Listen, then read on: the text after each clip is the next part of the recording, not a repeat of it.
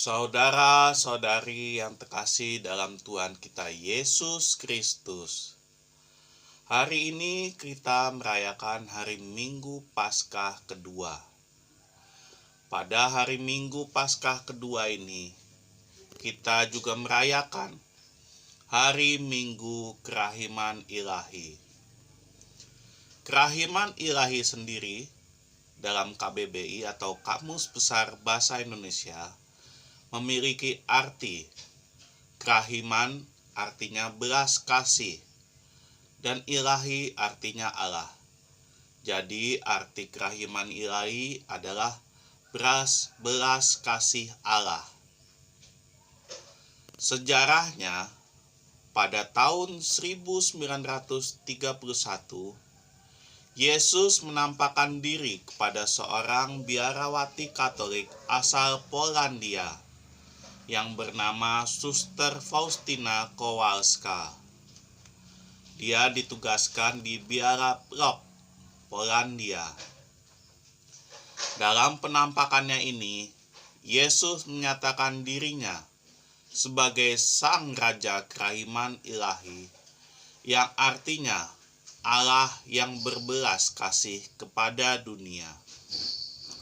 Suster Faustina menyatakan bahwa ketika dia berada di kamarnya pada malam hari Minggu 22 Februari 1931,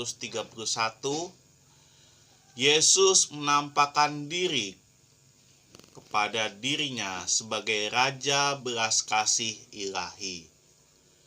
Dalam penampakannya, Suster Faustina melihat Yesus berpakaian jubah putih. Tangan kanannya diangkat seperti tanda memberi berkat, dan tangan kirinya menyentuh dadanya.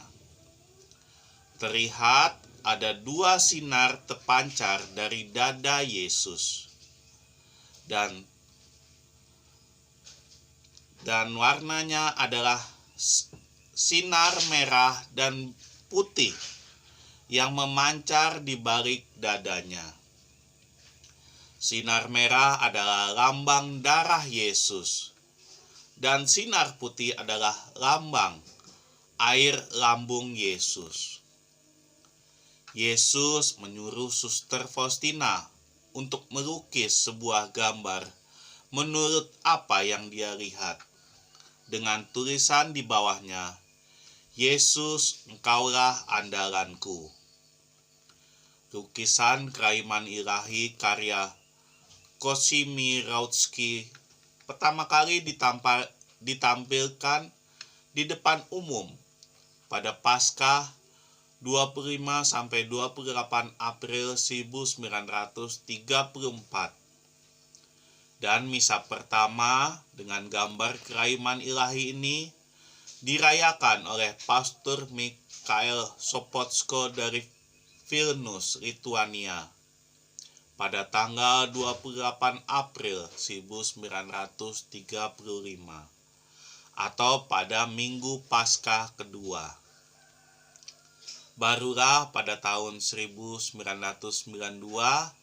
Tahta Suci Vatikan mengakui penampakan Yesus ini sebagai sungguh mujizat dan menetapkan pesta Kerahiman Ilahi sebagai pesta universal yang jatuh secara tetap pada Minggu Paskah kedua.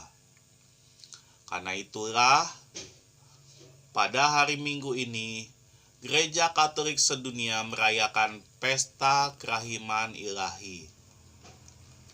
Dan pada tanggal 30 April 2000, Paus Yohanes Paulus II melakukan kanonisasi atau mengkuduskan Suster Faustina menjadi Santa Faustina. Yesus juga berpesan pada Suster Faustina, setiap jam 3 sore, persembahkanlah dunia kepada belas kasihnya sebagai silih penebusan dan tobat.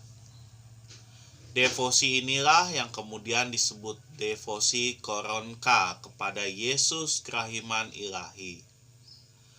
Gambar ini kemudian dihormati di seluruh gereja Katolik di dunia. Dan juga sudah banyak gereja Katolik yang mentahtakan gambar kerahiman ilahi ini di altar gereja.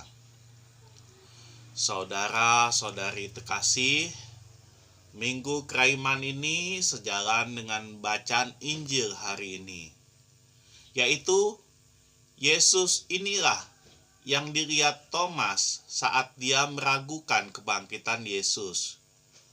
Yesus yang berjubah putih mengangkat tangannya dan memberi berkat sambil berkata, "Damai bagi kamu." Kemudian tangan kirinya menunjukkan lambungnya yang berlubang dan mengeluarkan darah merah dan putih sambil berkata, "Taruhlah jarimu di sini dan lihatlah tanganku. Ulurkanlah tanganmu dan taruhlah ke lambungku, dan jangan engkau tidak percaya lagi, melainkan percayalah." Thomas hanya menjawab, "Ya Tuhanku dan Allahku," kata Yesus. "Karena telah melihat aku, maka engkau percaya. Berbahagialah mereka yang tidak melihat namun percaya." Tuhan yang dilihat Rasul Thomas dan Suster Faustina inilah yang mungkin sama persis dilihat oleh mereka berdua. Saudara-saudari yang terkasih, Bapak Ibu, di dunia ini banyak sekali yang tidak terlihat, namun kita percayai. Contohnya, angin. Siapa yang percaya angin? Semua orang percaya angin. Karena walaupun kita tidak melihatnya, tapi kita bisa merasakannya. Sekarang siapa yang percaya hantu atau setan? Kebanyakan percaya, tapi ada juga yang tidak percaya sebelum melihatnya langsung. Sekarang pertanyaannya, kita percaya nggak sih sama Tuhan Yesus? Kenapa kita percaya Tuhan Yesus, padahal kita tidak melihatnya? Jawabannya adalah karena kita mengimaninya. Kepercayaan dan iman adalah sesuatu yang berbeda. Seseorang mungkin percaya, tapi belum tentu beriman. Tapi seorang yang beriman sudah pasti percaya. Contoh yang paling nyata adalah di beberapa gereja pada waktu Hari Raya Paskah kemarin. Gereja penuh dengan umat, sedangkan mungkin setelah Paskah biasa saja. Itu artinya apa? Umat mungkin percaya akan Tuhan, tapi tidak mengimani Tuhan. Sekali lagi, mungkin ini hanya terjadi di beberapa gereja.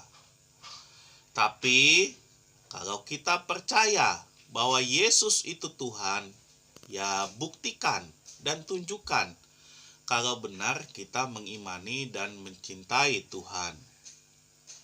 Dan iman akan Kristus bisa ditunjukkan salah satu contohnya dengan pergi ke gereja setiap minggunya. Berdoa, jalan salib, rosario, novena, dan sebagainya. Tidak usah jauh-jauh, kita bisa menunjukkan iman kita dengan apa? Dengan membuat tanda salib. Pertanyaannya, seberapa sering kita membuat tanda salib dan menunjukkan iman kita? Saudara-saudari yang terkasih, sebagai orang Katolik, kita wajib percaya kepada Tuhan. Tapi sekarang percaya saja tidak cukup. Kita pun dituntut untuk mengimani Kristus dalam keseharian kita. Dan seperti kata Yesus, "Damai bagi kamu, sama seperti Bapa mengutus aku, demikian juga sekarang aku mengutus kamu." Kita pun sebagai pengikut Kristus mempunyai tugas perutusan kita masing-masing. Dan sebagai pengikut Kristus, kita pun pasti berharap semoga kita selalu diberi damai sejahtera. Dan semoga di hari Minggu Paskah kedua ini, di Minggu Keraiman ini, Tuhan mau berbelas kasih mengampuni segala dosa kita dan menerima tobat kita. Amin. Marilah kita merenung, marilah kita hening sejenak.